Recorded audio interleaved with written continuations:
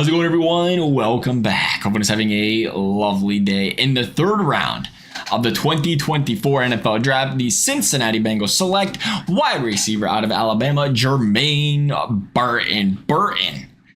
Lots of things to like about this guy. 20 yards per catch last season. Lots of open space created. Lots of abilities to get off the line of scrimmage and press coverage, kind of find his way, be a feisty player, get open, makes great contested catches, catching 56% of his balls that were contested catches last season, well above average amongst college wide receivers. His 0 drops. Like that one. Remember Tyler Boyd? That drop last season, it sticks out. I mean, that guy was sure-handed guy. And then, the biggest of moments last season, we've seen that drop come in. But it's just bringing that up. Nothing against Tyler Boyd. Love what Tyler Boyd did for Cincinnati. Like I said, the guy was a sure-handed guy in Cincinnati. And just all of a sudden, this last season, things kind of went in a different direction. But, just stuff like that, that's all it takes. Is you think about the past and certain drops and how big of an impact they have on a football game. And you look at a guy that is as sure-handed as Jermaine Burton was this season. That's important. Such a big quality to have. You go that direction. You go the yards per catch, his ability out wide. There's a lot of things to like about this guy. Where I'm scratching my head, where I'm a little concerned, I'm not sure what to think yet.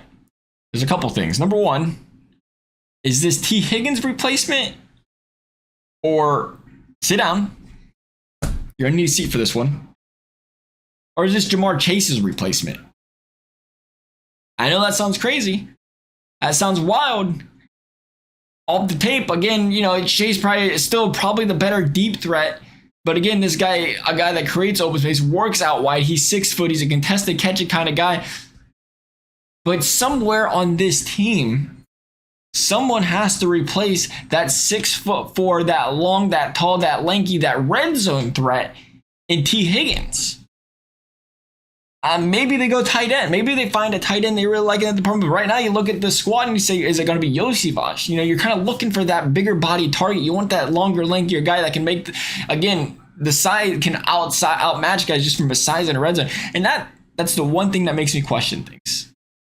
Now, obviously, there's more. One size fits all kind of shoe. That's not it. There's multiple options here.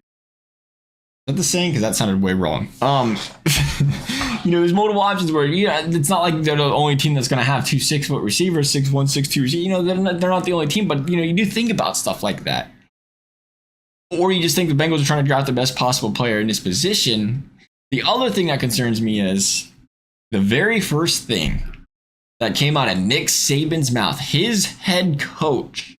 The very first thing that came out of his mouth on the draft show when talking about this guy was, I'm worried about his emotional maturity.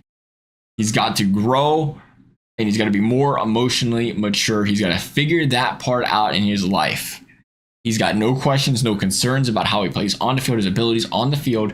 Excellent ball player, but he is worried about this guy's emotional maturity. And when that is the very first thing that comes out of your head coach's mouth, the very first thing that comes out of one of the most prestigious coaches in the history of college football, one of the most known coaches, one of the most widely respected coaches in all of college football, that concerns me.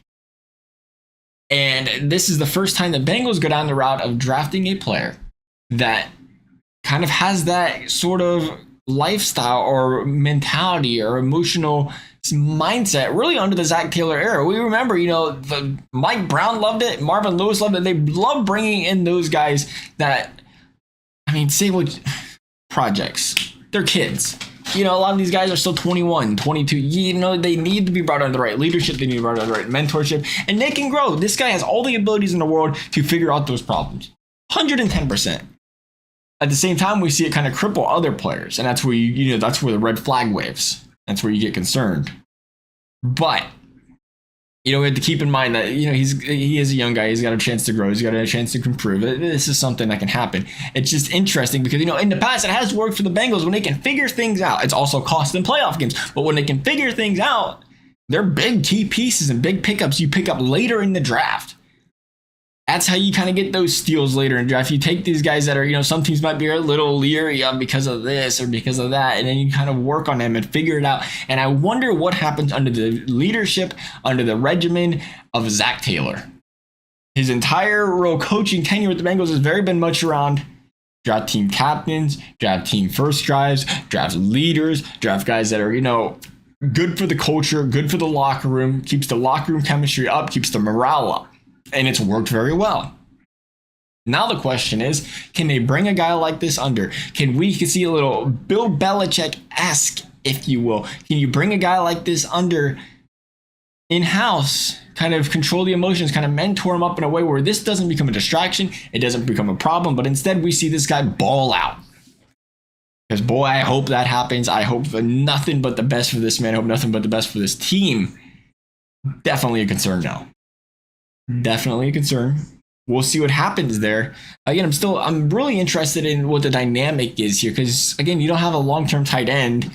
And now you look and say, again, we know what Jamar Chase's role is. And he can fill it if need be. But, you much rather have a big-bodied guy down that red zone that Joe Burrow can just chuck it up to that can get a lot of leverage and get a lot of, separation off that line of scrimmage or inside or whatever. But we'll see. You got to draft what you think's the best possible at the time. You don't want to reach for players. And the Bengals, I love the pick.